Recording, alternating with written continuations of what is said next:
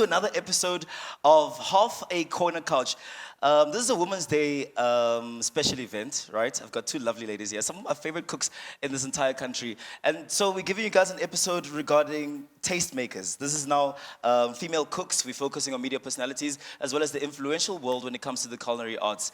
I'm joined by my fave, Luyanda Maf and Rochelle Meyer. I think you guys can just introduce yourselves before we start having a nice discussion about food. And I'm worried about having a discussion right now because we haven't even had lunch yet. But okay, let's go.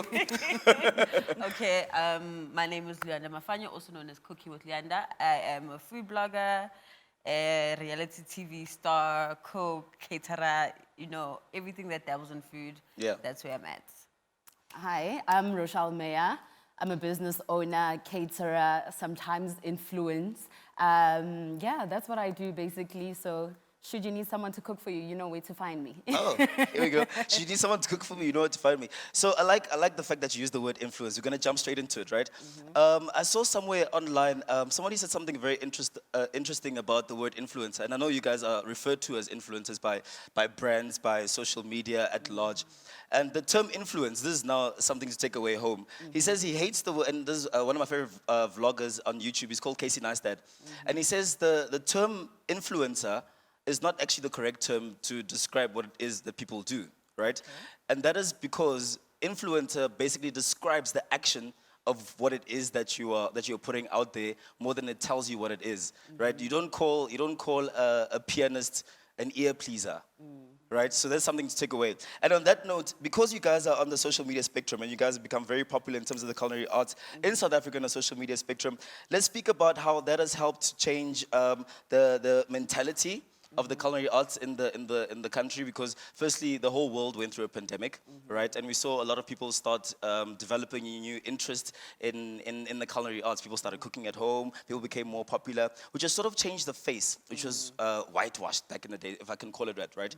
I grew up watching Jamie Oliver cooking in the kitchen. I was like 7 years old. Oh my God, I used to make scrambled eggs like Jamie Oliver. And I used to absolutely love how he cooks and his little lisp when he speaks. You know what I'm saying? So right now, I want to know with you guys, if you can just tell everybody, what is the journey, how was your love for culinary arts sort of harnessed from a young age? What are the stories that you can tell about culinary arts? Do you want to go first?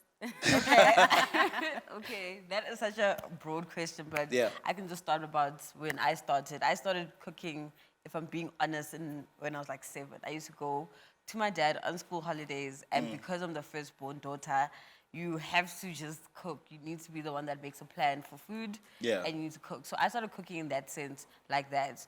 But in terms of my actual passion, I started way later in life. I actually got interested in the food blogging and creating recipes phase in about 2015, like in varsity, because one, you have to cook for yourself, and also two, I was like, I don't eat 2-minute noodles, and I'm so sorry, I can't subject myself to eating 2-minute noodles just because I'm a varsity student. So I ended up going to buy things to try. Like I'll be like, okay, let me try leg of lamb, let me try rack of lamb, let me try fish, like let me try. As a student? Yes. How much pocket money are you getting with No, guys, you can like Adisa here. If you actually shop properly, you can actually put together a decent meal without breaking the bank. So that's what I used to do, and then it ended up being a passion project, and then people started asking me for recipes. I'm like, okay, you see, this is a lot for me. And then I started writing recipes, and I started sharing recipes on social media, and then next thing, I have a food blog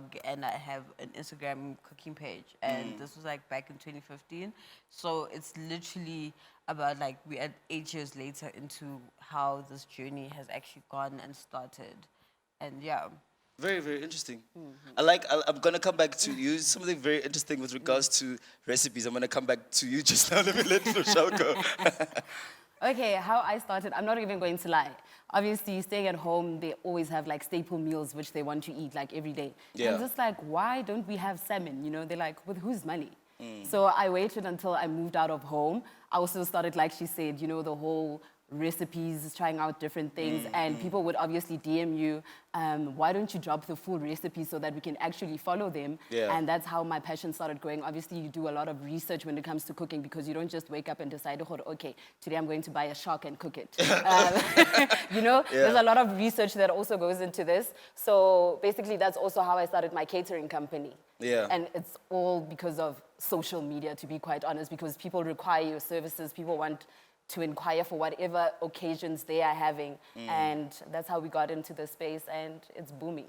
It's booming, no? It's booming. It's booming, but obviously you guys are all telling a story about how it started and I ended up doing this, and it's clearly obvious that this is all a journey, right? You don't just wake up tomorrow and become an influential cook, right? So what can we discuss according to you guys that are some of the challenges that are faced in the space that you're in because of social media commentary, which is playing a very vital role in terms of you guys and your success right now in the industry, which is also, I mean, these are ladders that we still are climbing at the end of the day, right? So I don't know, what are some challenges that are faced in your industry specifically?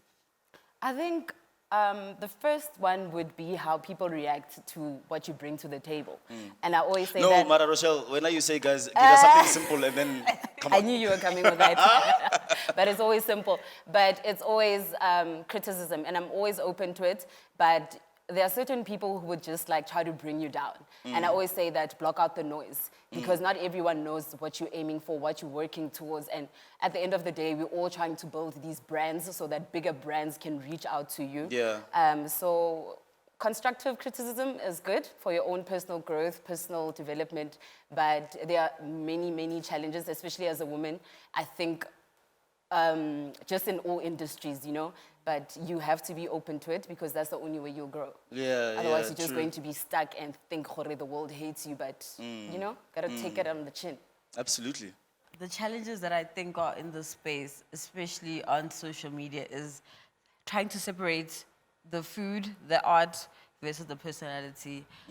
Especially now we've grown into becoming very sensitive people. Like you can just say, you can joke, and then next thing, joke is turned into, she's saying this, and then you misinterpret it, and then now it's taken away from the art. Now no one is focusing on the art that I or anyone else brings to the table. It's now about the personality. And I find that it's such a big challenge now to tap into the balance of, okay, this is what I do and I'm really good at it, but then now how do you incorporate the personality to make it palatable for everyone? Because at the end of the day, you do need people to like you. If you want to work, if you want to be used in campaigns, if you want to be invited into people's homes to cook for them, at the end of the day, people must be willing to or open to having you in their spaces. Yeah. And that's that separation is such a small line. Like you have to choose. Okay, how do I actually put my best foot forward for the audience as well? Yeah, you might as well speak about some of the clients that you have. Just tell us like, let's speak about when you want to find out like what a day in the life of Luyanda Math is. You know, what are what do your clients require from you, and also how does that relate to your service offerings? Right, we're in an age now where we're moving through different phases. There's fourth industrial revolution. There's technology coming up now. I'm seeing beautiful apps coming up now where people are ordering chefs online, just for you to come and cook. So just tell me about your type of service that you offer and what you think about in terms of, because don't forget, you guys are basically the pioneers right now, right? You're the pioneers in a space of a sudden passion that became a cultural norm, right? And let's discuss it in the South African landscape. Now we all love cooking. We love taking beautiful pictures of food and whatever, but all of these things existed before, let's say, COVID, but then you guys came up now as the pioneers. So what are some of the service level offerings? And as pioneers, what are some of the pressures that you feel like, I need to be the next person to do this? Because if you guys are the pioneers, it means you're setting every single threshold along the way. I know it's a lot of pressure, but yeah. Okay, so if I discuss my service, you know what, I'm not too picky about who I cook for. I think clients contact me in the normal, conventional way. They send me an email, or they'll call me, or they'll hit me up on social media, and they'll be like, hi, I need this, and then I can suggest menus, or someone's already got the idea of the menu that they require off the bat, and then you send a costing, you kind of cost what they need, you figure out, do you need cutlery? Do you need plates? Do you want deco? What do you want? Like, what's the service offering you're expecting for the day? What kind of events are you doing? Do you want a plated menu? Do you want a buffet? Do you want canapes? So you kind of get, try to get all the information from the client, give them a costing, and then Luyanda arrives to the event. She comes and prepares. She shows up. She's preparing, she's making the pots, she plates it, and then you and your guests get to enjoy it. It's a very simple model, not too hectic. Some people will be more specific about exactly what they want. Some people are more iffy. But you know what? You have to be open. You have to be. One thing I learned about customer service, and one thing I keep on learning, you have to be able to be flexible because you can't really say no to a client. Yeah. Like on the day, even if they're wrong or even if something doesn't work out, you need to make a plan. You need to show up. You need to, make sure that everything happens the way it's supposed to happen, no matter what. So you have to be flexible. You have to be always kind of in a good space. You can't be upset or you can't be crying. And you have to do, if you really want to cry, you have to go outside and be a thug about it and cry by yourself and then come back and act like everything's under control. So there's so many things, so many layers to it, but you actually have to understand the customer comes first and you need to make sure you have your A game at all times. Yeah. Yeah, beautiful. Flexibility, eh? Flexibility. We kokobet. So sometimes you just need to let someone walk over you just for 2 seconds and say, You you actually know have what? to, yes. You know what? It's fine. It's fine. Yeah, but catch me outside 100%. though. No, on a different day, not the other day. Maybe if I see you out, yes, you'll be like, yo, but that day you actually, you showed me flames. You showed me flames. Does it feel like a lot of pressure though? It does. It is. It does. No, I'm saying even being in your space, like, do you feel like now you can't, even if Luyanda cooks noodles tomorrow, do you feel like people are going to search for your tweets and say, Mara, what does she say about noodles? You know why? Because it comes with the social capital you guys have gathered, basically, it gives people the right to poke at something that for you is a passion, right? And now you've made a business out of a passion. So what are some of the pressures that you face and how do you handle that? Or how does someone outside there is saying, you know what, I want to be a Rochelle one day, but if I take a picture like this, they're going to tell me that I'm not using like Jose or I'm not doing this, you know? So like speak to that. Like I feel like there's someone that might be watching this, right? It's Women's Day and we are in celebration of women right now. And this episode is specifically for them. And ironically, specifically for them with regards to cooking being how we grew up, it used to be a womanly thing, right? So let's speak about some of the challenges that you face in that aspect. You started out on the pressures. Yes, pressures, yeah. I think especially on social media because when people are used to you cooking certain meals, they expect you not to box. You know, they want to box you and they feel like, no, but you should be cooking this, you should be making that. And I'm like, but this is my craft. Obviously, I would know better, but then you can't always just go according to what people want. Like if kibatla Russian and chips, that's also fine because you don't have to box me and think, oh, so Monday to Friday, moto oja salmon or seafood pasta, and they expect you to do that. So, and that's why I always go back to saying, yes, as much as this is what we do, but don't box me because there are many things that I could also be doing outside of this. And when it comes to the pressures of obviously growing from home, the whole thing, that's also just one thing that I've never understood because from home, we've always had madoda apehang. So I don't want to be boxed or I don't want certain things to, just don't pin it down on me. Yes. 100%. Yeah. So in terms of pressures, I can think of one pressure as well. In terms of, I keep speaking about it as a landscape, right? A landscape in culinary arts that we all started loving. Well, the whole world, in fact, it became a fad during COVID because why? We had to come back to grassroots level as to, okay, let's make it fun right now. And then there's technicalities that pop up on social media, as you mentioned, and there's pressures that come from social media because people have an opinion on you, right? I want you guys to set the record straight for us quickly. What's the difference between a chef and a cook? Let's start there. I think you can start with Luyanda. Because there's many arguments, right? And some people are called chefs by mistake. Some people are called cooks by mistake. Okay. And I'm always treading Can I carefully. answer? Yeah. Answer? Okay. Every time I have like segments on whatever it could be, and people would be like, Chef Rochelle, I'm like, I'm not a chef. Yes. Because also people get touched on social media if you call yourself that, and I'm like, Yes, 100%. I've never called myself a chef. I'm a cook. So I didn't go to culinary school. Unfortunately, I was just born with it. Surprise, it's natural. So I didn't. So I don't want to take away from the chefs as well because I respect what they've done to get to that 100%, point. yeah. And I feel like it takes a lot of work to get to that point. And as much as yes, someday I'd like to do it, but I'm not sure if I'm ready for it now. So I think we should respect people's titles. Yeah. Yeah. Because I feel like don't take away from the people who actually went to study for it. 100%, especially if you're saying, I have respect for you guys. You guys No, went to school. I do And one day, chef, 100%. I do want to do it, except So I'm doing I'm like, this I'm a naturally. home cook, and that's fine. Yes, yeah, 100%, yeah. So what is the actual difference? Do you know the actual... It's genuinely what you said. Yeah. Literally, you've gone to study, you've gone to culinary school, you've gotten your certificate, you've gotten all the accreditation that you require. You are a chef. We just woke up one day and the Lozi said, here's a talent, Bambala, go cook for people. Togoza, spice it, and that was us. And those, we are cooks. And you know what, I'm very specific as well. Like, I always emphasize, I'm a cook, I write a private cook wherever I can. Because I also don't want to disrespect people and what they've studied, their craft and all of that. So let's separate. But also we must also in the broader scheme, in the international scale, there's a lot of who we call chefs that are actually home cooks as well. Like if you think of Nigella, if you think of Jamie Oliver, people like that, those people actually didn't go to culinary school.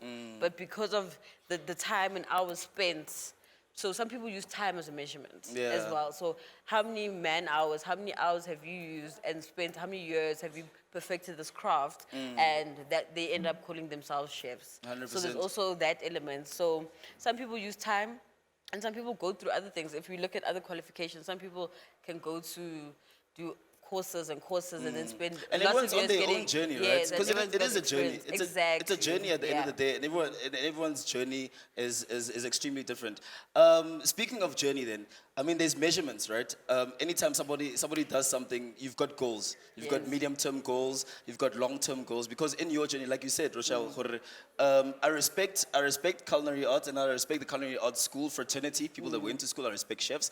I want to be there at some point, and I'm a cook right now. And yes, to you guys, it looks like I'm successful as a cook. No, my aim is still to get to you guys and being a cook one day. But I want you guys to give me your own interpretations of success within the industry. For me, honestly, for Your me, own I mean, we can't be wrong.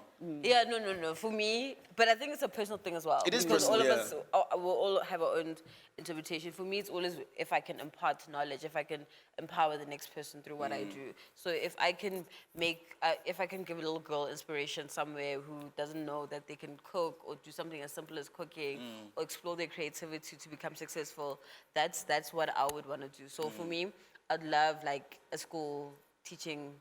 So I think like deep down, like I just want to teach and then empower, and then you learn, and then you can use your hands. Because I think it goes back to what my grandmother used to do. She used to teach. I remember at her funeral, most people were like, your grandmother taught me how to knit, and then I started a business, and then I started knitting, and someone was telling, she taught me this, and I started this. And I think for me, as what I would define as success, if I can do that the same for others, like teach them, empower them, grow them so that they can become independent and follow their own dreams. I'm going to switch it up now, Rochelle. I want you to tell me what success means to you. Okay, so... Within the industry, though. Okay. Yeah. Okay. But also, obviously, a personal experience as well. 100%. So, to me, success means doing what makes me happy. And like Luyanda said, just doing things that, will go back to impact someone's life. Because also I've started like an NGO that obviously now is part of what I do, the cooking, So I feel like that's also something that's close to my heart. And within that, there's also growth and personal development. And, success, obviously, everyone has their own, it's a relative experience. But to me, most importantly, it's always about what I can give back. Yeah. Yeah, because I'm set on that 100%. And obviously with what I've taken on right now, this new project, and I'm just hoping that it gets bigger and bigger, and obviously want to get more people on board. So, yeah. Yeah. I'm thinking now that I lost my train of thought. Just hold on. Oh yes. So there's a misconception. Well, from what I could tell from you guys, there's a misconception that the culinary arts, or rather like being a chef and being a cook, is a white male dominated industry, right? And I heard you guys disagree. I want to talk about that a little bit. Is it or not? I think we've moved away from that, Yeah. to be quite Yeah. honest. It used to be, Yeah. but Yeah. now it's not anymore. But why do you think? Because you guys are in the industry, right? You guys are Yes. able to say no, and look at how everybody in the room right now is Yeah. like, oh no, we would have thought that it is, right? But it's because of what we're acclimatized to seeing in Yes. media, which is on television and stuff. I was and about if, to say that. Yeah, and if you guys are pioneers within the field, so what more needs to be done to change? You guys, you've broken a barrier, right? By becoming by gaining popularity and social capital through what it is that you do in the culinary arts on social media. But now there are more barriers that get broken because we are on social media and we still deem it to be Yeah. a white male dominated thing. The first person I think of, Jamie Oliver. The first person I think, Yes. you get what I'm saying? Gordon Ramsay. So what more, let's discuss what more can be done, is particularly for women, because this is Women's Month. Let's focus particularly for women.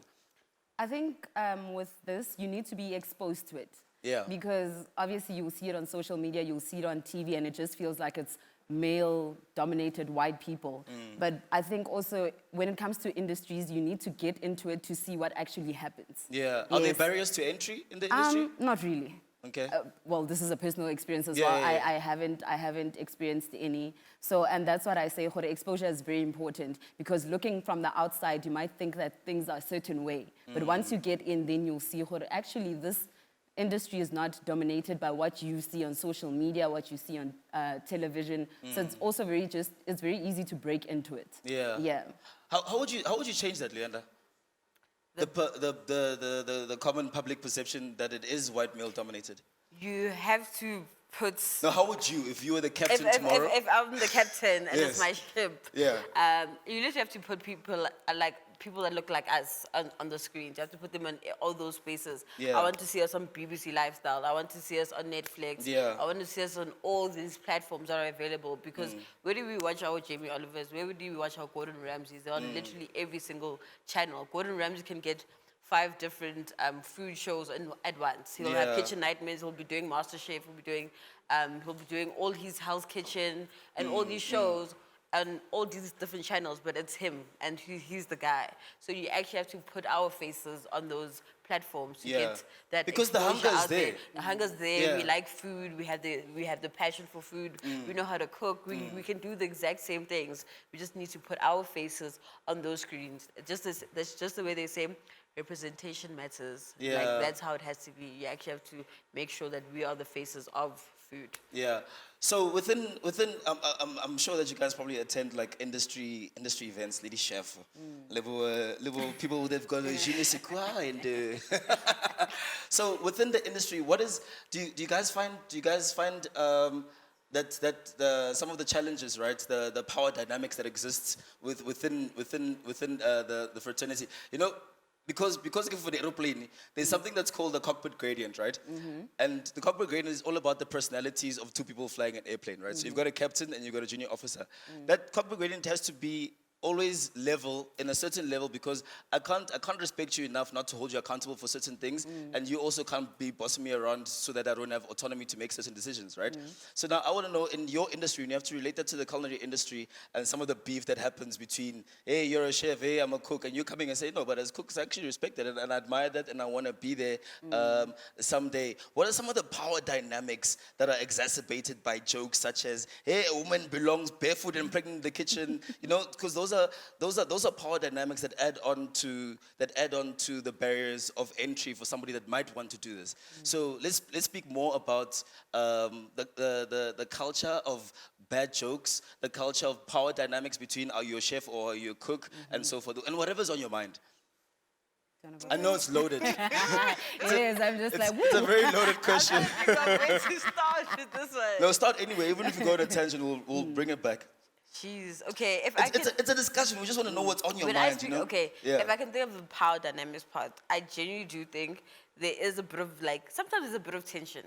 Like you get to an event and the chefs versus the cooks are there, and So sometimes who beef?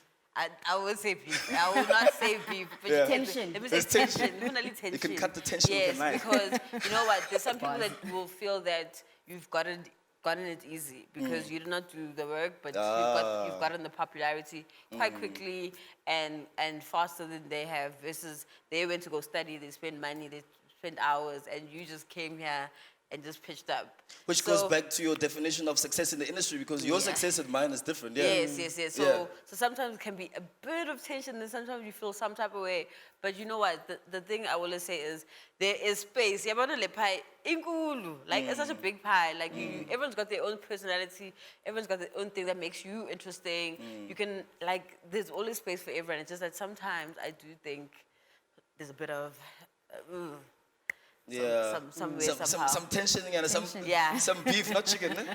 Some tension. There's no beef. I don't say beef. I'm here with the corny culinary jokes. Beef, not chicken. Eh? And Rochelle, what do you think?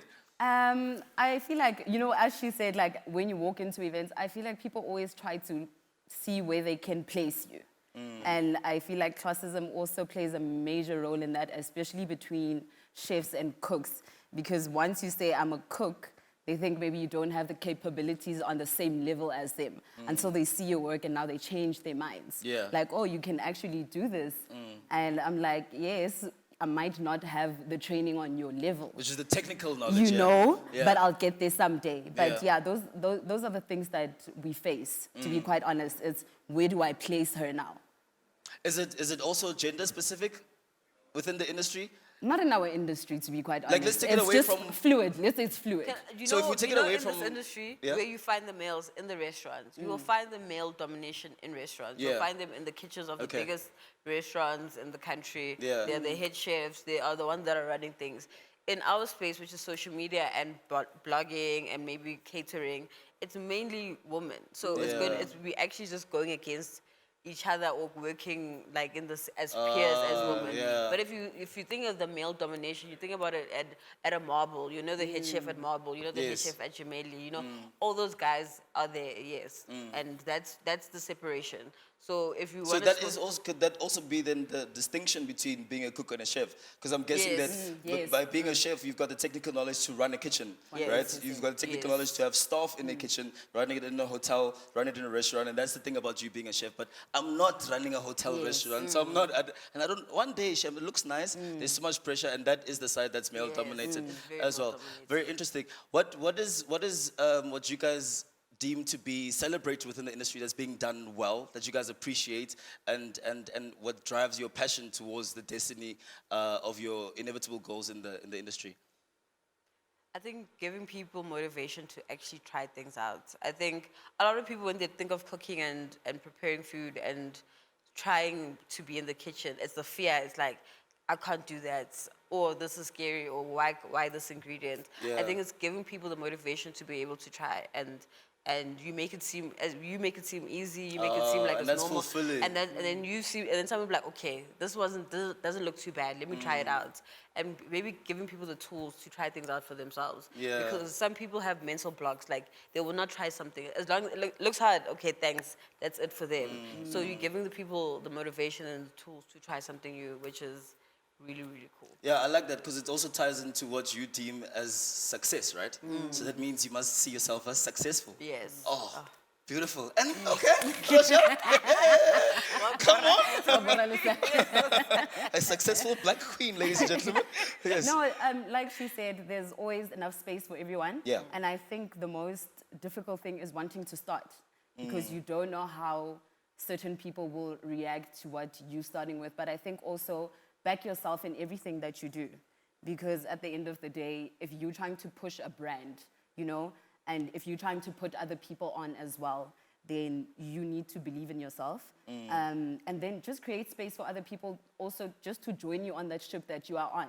Because you don't have to hold certain resources back. Should you work with brands, you can also just share it with other people. Yeah, so I think just open up spaces for people to just cultivate whatever experience they have so that you can further them in whatever that you can help them with. I think that's very important. I think part of helping people also ties into relation to what we're doing here right now, right? We're imparting knowledge. So you spoke about brands right now. Let's speak about the monetization of what you guys do in terms of you guys are influential in the space, and obviously you have monetized this entire journey that you're on. So speak about it at a high level. Like what are the monetization opportunities? What are some of the platforms that you find to be more profitable? And your conversations with brands. That's very interesting. How do your conversations with brands go? Because there's no product up until I cook it. Yes. Right? And if I'm in a bad mood, cooking is about feeling, right? And it's about love. Sometimes you can taste food without love, and you can taste food. It can be the exact same recipe, right? Okay. So yeah, let's talk more about the monetization of the industry. Well, in your aspect. Okay. I think it can be difficult at the beginning. Yeah. Also, I Pila, always... pila, I want to know Lira Zaga now. You guys. Yeah. Oh, but come obviously you get to certain points where you also have to reach out to certain brands that you like to work with. Yeah. And I always say, "Horo, shoot your shot." Because every time you post content, there are brands that are looking at what you're doing. Sometimes, yes, you might be lucky enough to get a call from them, an email to say, "Hore, they want to work with you." And I always say, "Hore, you have to take your craft very seriously." Yeah. Especially when you create content, you need to be consistent. Because whatever content you put out there, there's always someone watching. So trust and believe that there's going to be a brand that's going to call you. Yeah. And obviously now it's a paid partnership. So when I just focused on, also when it comes to content creation, obviously there's different platforms. Yeah. Also make sure that you interact with the people, because once you post, obviously you want engagement on your posts. Yeah. So it's very, to have a back and forth is very important. Yeah. Because also that's how the reach grows. So the more you interact with the people that are actually consuming your content, it's how brands just relate to you. So then that's when you get the paid partnership with them. Yeah. So put yourself out there, expose yourself, but be consistent in everything that you do. And especially with cooking, you can't cook the same thing over and over again. You know, you need to What if you like it? No, you need to push yourself. You know, you need to get out of your comfort zone, push yourself beyond your boundaries. Yeah. Because that's the only way you'll make money. Yeah. And outside of just the content creation part, like you can venture out into catering, private companies, families, whatever it is that you want to do. But yeah. So what I will say in the content creation space, so if you love food but you don't know how to enter, some people you can become a food blogger, which is like creating your own recipes, sharing them with people, taking beautiful pictures, maybe going to restaurants and doing reviews.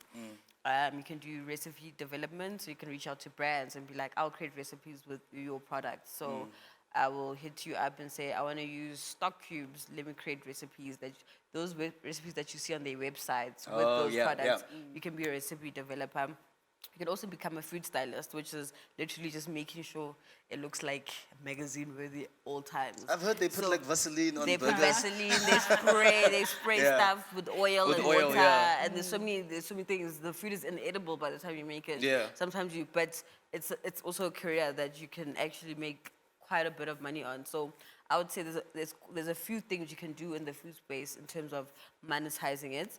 And I think just use whichever platform you're comfortable with. Like, I don't think there's any platform that is better than the other.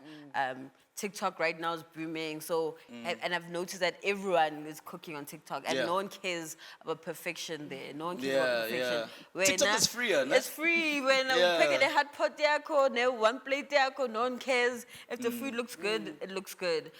Instagram, I think, is more visual. So, of course, people want to put their best foot forward. So Instagram. Twitter, I know my uni goes, honestly. Sometimes you can share what you want, but then sometimes you must be open to critique, because my granny used to make this recipe like this. I don't think you're supposed to make it like this. And then so you must be open to a lot of critique. But I think there's an audience everywhere. So you can just use all the spaces that you don't mind using and monetize through that. And if you really, really want to hit up the brands, make a proposal. Be that annoying person, DM them and be like, please can you provide me with who's your head of marketing or your social media manager or who's handling this brand under you, and just get an email address. Send them DMs.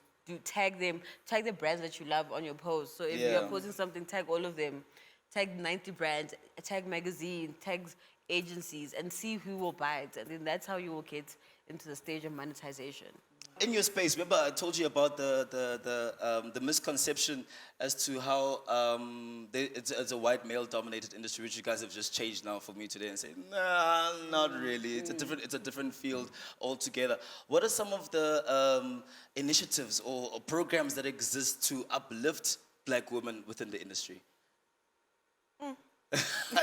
I'm also looking for them. Yeah. I need them. I think we have to make our own ways. We have to make our own avenues in this industry. I think unless if you have a backing from, I don't wanna use race, but unless if you have a backing from a white counterpart, like someone from a magazine or in at a media company, you have to make your own way. You have to push your own way. There's no specific platforms that like literally try build up black women food content creators. You just get a leg up if maybe you've done a cookbook. So already if you've done a cookbook, okay, cool. Now they take notice of you. So you have to do certain things so that they can notice you at that level, because I think the industry is so saturated that they can't help all of us. 100%. So you need to also set yourself apart and figure out how that's going to be. Oh, interesting. No, she's absolutely right.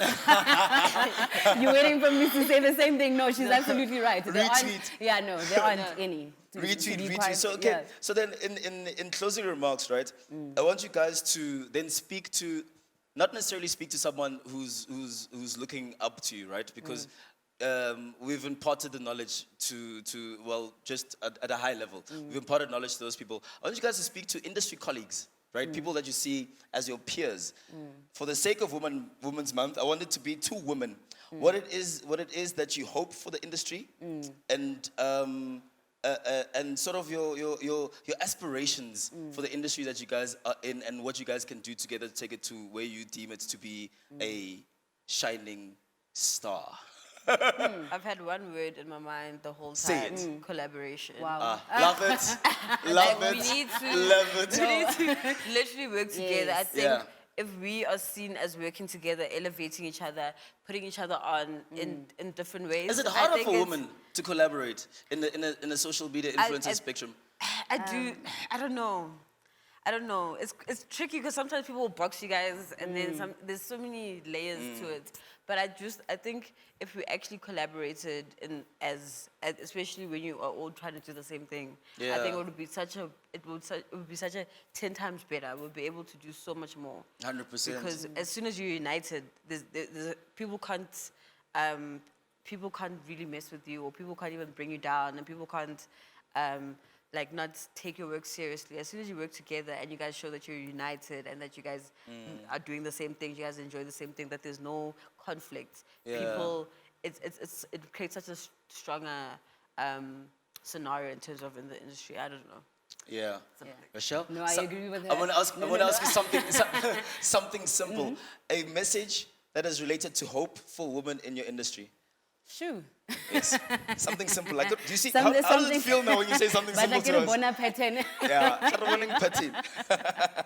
No, and I think it goes back to what I was saying earlier, that you need to back yourself in everything that you do, and don't be scared to start. Yeah. You know, it might be hard at first, but once you push yourself, continue to push yourself, because, and I keep saying, Jorge, you don't know who's looking. Yeah. And it's very important that also in the industry that you want to get into, do a lot of research. Yeah. I do a lot of research on cooking, and I know, Jorge, obviously I want to give the best of myself. Yeah. So I can't stick to one routine that I'm used to, or certain recipes that I'm going to continue following. So push yourself out of those comfortable boundaries that you are in, because self-development, growth only happens if you push yourself, and no one is going to back you more than you back yourself. 100%. As much as brands might be watching, whoever's watching, but once you put yourself out there, then that's when you get the ball to start rolling, you know? So just put yourself out there.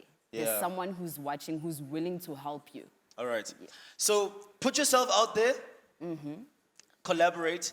Don't be afraid to start. You've heard it here from the tastemakers themselves. And that's how we wrap up this lovely discussion for Women's Day. discussing the tastemakers, the influential people, the media people, discussing the difference between cooks and chefs. There's a high-level conversation that can be had, but I think you can follow these lovely ladies on their social medias so that you can find out more from them. DM them, guys. They're right here at your disposal. You know, I don't like it when people say collaborate and then someone sends you a DM and then what tomorrow, Luyanda Map is taking a screenshot. Yo, this person Well, want let's dinner. work, let's So go. I'm telling everyone now, DM them, ask them. I think they said collaborations and they want to impart knowledge to everybody. They want to impart knowledge. I'm saying this particularly now for Women's Month and sort of break the misconceptions that we've had, you know. Educate more than anything because it is a field that not everybody is trained in. We respect those that have been to culinary school and that have paid their dues in the craft, but there's another compartment altogether, right? That shouldn't be ignored and there shouldn't be a power dynamic to it all at any point. So that's it. That's half a corner couch conversations. I'm Lesang and I'm out. We could just get on again, yeah. We could just get on again.